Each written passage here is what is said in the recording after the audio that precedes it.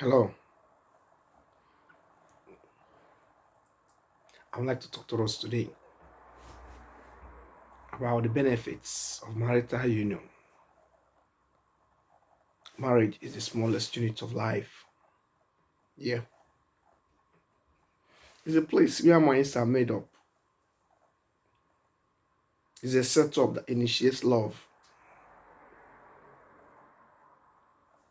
It's a habituation where where infants grow into youngsters before going to the society to become that which that we are destined to be. But unfortunately, we discover that so many marriages today are polluted. Some of us are byproducts of brokenness, broken homes, divorces, separations. We, the orphans of divorces and failed marriages are struggling to make the best out of the hand we are dealt with. But should we give up? No, we don't need to give up. Don't mess up and set off. We don't need to give up because we belong to the top. We need to use these failures, this betrayal, these deceptions, these marital inadequacies and inefficiencies as building blocks to forge into a higher and better destiny to benefit humanity. It's not what you're born into that matters, what you make out of it.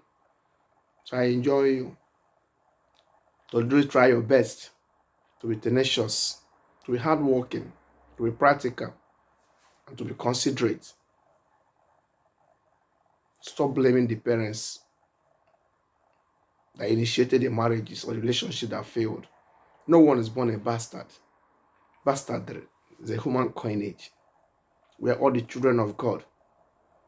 So I implore you to really do your best to make sure that the next relationship is harmonious, is more considerate, is more tolerable, is used as a strong and fortified foundation to build a glorious society.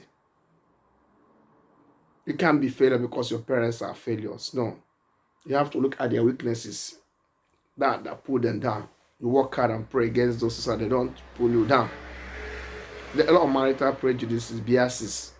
So the marriage is failed because in-laws try to come in, father-in-law, brother-in-law, mother-in-law, sister-in-law. There are a lot of external interferences, uncles, nephews, nieces, and cousins. They won't let the couple be. Gossip and all those things, intolerance. Some of the marriages fail because of addictions, gambling, womanizing, talkativeness, stinginess, lack of open communication. These are reasons or excuses why marriages fail.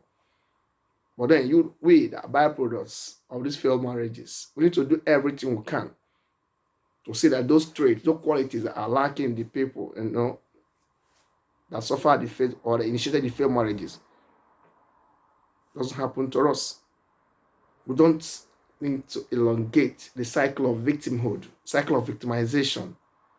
It might be dad's fault, it might be mom's fault, it might even be our own fault with the children. We might be because of the failed relationships.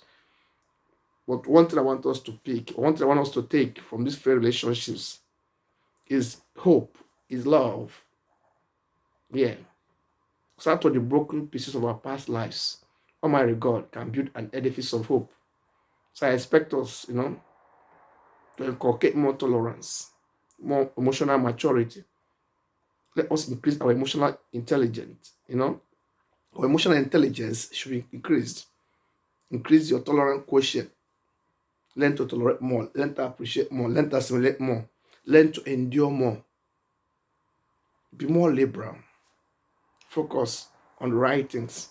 Focus on the strengths of your partner, not on the weaknesses. Because dwelling on the weaknesses will actually give room for suspicions and then breed hatred. And hatred breeds for separation. Because whatever or whoever you hate, you fear. Or whoever you fear, you hate. But whatever you love, or whoever you love, you trust. My own personal discovery about relationships. As an observer of human nature, I try to observe from a corner. I try to watch what is really happening to people. I try to see why do things happen the way they happen. permit this, social scientist in me, social engineer in me, to really observe, men, women, children, young adults from different tribes, cultures, religions, backgrounds, and regions before making my conclusions. So all I can say is that one is in any is in many, and what is in many is in any. We are one or none. We are bound by the same commonalities, indifferences, prejudices, bigotries, biases. Yeah, we belong to the human race, and the human race is one. So what do I expect us to do? I expect us to overcome, those turbulent exigencies. Is it habitual? Is it genetic? Is it acquired? That's irrelevant. The most important thing is that see every man as a brother, see everyone as a sister, see God as our father and nature as our mother, irrespective of religion, you know, race, culture, color, and all those things, and political affiliation or sexual affiliations as well. See every man as a brother, see everyone as a sister. Let's make the world a better place. Let's live it better than we met it. Let's add value to existence. Let's add socio-economic, biological, intellectual values to existence. Let's procreate. Let's bless the strangers around us. Let's make marriage the paradise on earth it used to be before satanic incursion, before satanic invasions, before demonic and deadly invasions that's destroying the glory of marriage initiated by the creator of the world. So let's do our best. Let's do our best and see that children, the byproducts of these wonderful relationships, become, the light bearers